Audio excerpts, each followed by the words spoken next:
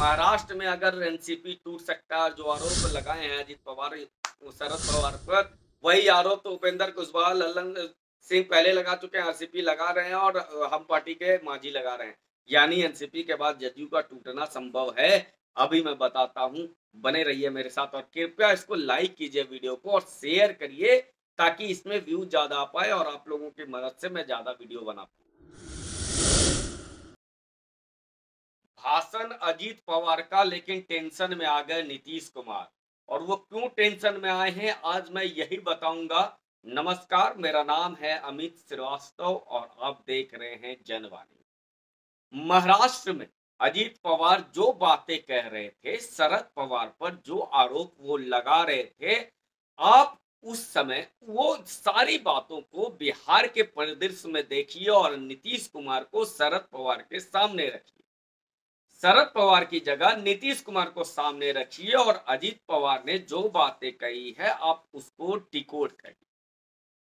अजीत पवार ने सबसे पहली बात कही कि आप चले, आपने कहा कि इस शिवसेना से समझौता नहीं करेंगे, लेकिन आप समझौता कर लिए, शिवसेना के साथ सत्ता में आ गए। नीतीश कुमार को सामने लाइए। नीतीश कुमार ने कहा था कि हम भ्रष्टाचार पे कभी समझौता नहीं करेंगे, लालू यादव के पास नहीं जाएंगे। वो चले गए और फिर पलट के बीजेपी में कहे थे कि हम बीजेपी मर जाएंगे, बीजेपी के साथ नहीं जाएंगे, फिर बीजेपी के साथ आ गए।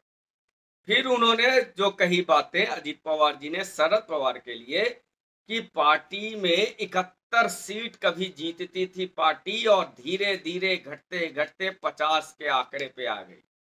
अब शरद पवार को हटाइए और नीतीश कुमार को लाइए। जनता दल यूनाइटेड, याद कीजिए 2010 का चुनाव, 115 110 ऐसी 105 सीटें लाने वाले नीतीश कुमार आज 44 सीटें उनकी पार्टी को आ रही हैं। बिहार में 2010 के बाद ऐसा कोई चुनाव नहीं है जिसमें उनकी जो सीटों की संख्या है वे कम हुई है। 14 में तो 2 सीटें इनकी लोकसभा में आई, ललन सिंह इनके प्रिय नेता वो हार गए। उसके बाद 19 में 7 गए, 15 में क्या हाल हुआ, लगातार ये घटते चले जा रहे हैं। ये घटने क्या जो सिलसिला चल रहा है उसके पीछे एकमात्र चेहरा है नीतीश कुमार, एकमात्र कारण है नीतीश कुमार, एकमात्र डिसीजन मेकिंग जो है वो नीतीश कुमार है। तो आरोप नीतीश कुमार पे ही लगेगा कि आपके नेतृत्व में आखिर क्या कमियां आ गई कि आपकी दिनों दिन जो संख्या है विधायकों की वो कम होती जा रही है। फिर उन्होंने क्या आरोप लगाया, आरोप ये लगाया कि आपने खुद डिसीजन लेते हैं सब कुछ। तो याद कीजिए नीतीश कुमार जी की, खुद फैसले लेते हैं और अपनी चाल चलते हैं, वो किसी की नहीं सुनते हैं। पार्टी में विधायक अपॉइंटमेंट लेते हैं कि हमारे मुख्यमंत्री हैं आप मुझे समय दे दीजिए मिलने के लिए। विधायकों से मिलते नहीं थे नीतीश कुमार, अब जब डर सताया तो विधायकों से मिलने लगे, सांसदों से मिलने लगे। नहीं तो नीतीश कुमार पर यह आरोप लगता रहा है और लगता ही रहेगा। आज परिस्थिति है तो नीतीश कुमार सबसे मिल रहे हैं, वरना किसी से नहीं मिलते। उसके बाद कही कि आपकी उम्र हो गई है, अजीत पवार ने शरद पवार को कहा। अब दूसरे नेतृत्व को लाइए, आप बात करते हैं नेतृत्व लाने की, लेकिन आप लाते नहीं है।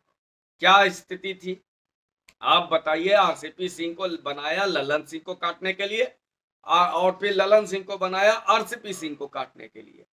नेतृत्व कभी अपने हाथ से जाने नहीं दिए, कुर्सी से चिपके रहे नीतीश कुमार। उन्होंने कभी भी अपनी कुर्सी से, अपनी सत्ता से कभी समझौता नहीं किया। वो हमेशा चिपके रहे सत्ता के साथ, चाहे वो पार्टी में नेतृत्व करने वाले लोग हों। शरद यादव जी खत्म हो गए, जॉर्ज फर्नांडिस खत्म हो गए, दिग्विजय सिंह बांका के सांसद इनको चैलेंज करके आ रहे थे वो खत्म हो गए, उपेंद्र कुशवाहा खत्म हो गए, आरसीपी सिंह खत्म हो गए। तमाम वो लोग जो पार्टी को मजबूत कर रहे थे उन सबको खत्म किया नीतीश कुमार। और अब अपने भतीजा को कह रहे हैं हम सत्ता सौंप देंगे तेजस्वी यादव जी को। तो जो आज हालात हुआ है एनसीपी में, वो और जदयू में भी हो जाएगा। जदयू टूट सकती है। और जो लोग कह रहे हैं कि अजीत पवार के जैसा कोई नेता जदयू में नहीं है, या एकनाथ शिंदे जैसा कोई नेता बिहार में जदयू में नहीं है, तो वे भूल जा रहे हैं।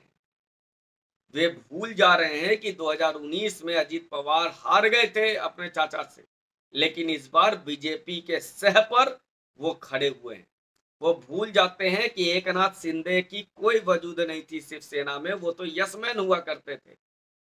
वो तो एक सामान्य से कार्यकर्ता थे, अनुभवी कार्यकर्ता थे। बीजेपी का मदद मिला और थोड़ी सी उनको आशाएं दिखी और उसने इतना बड़ा कांड कर दिया कि पूरी की पूरी पार्टी सिंबल लेकर के पहुंच गए।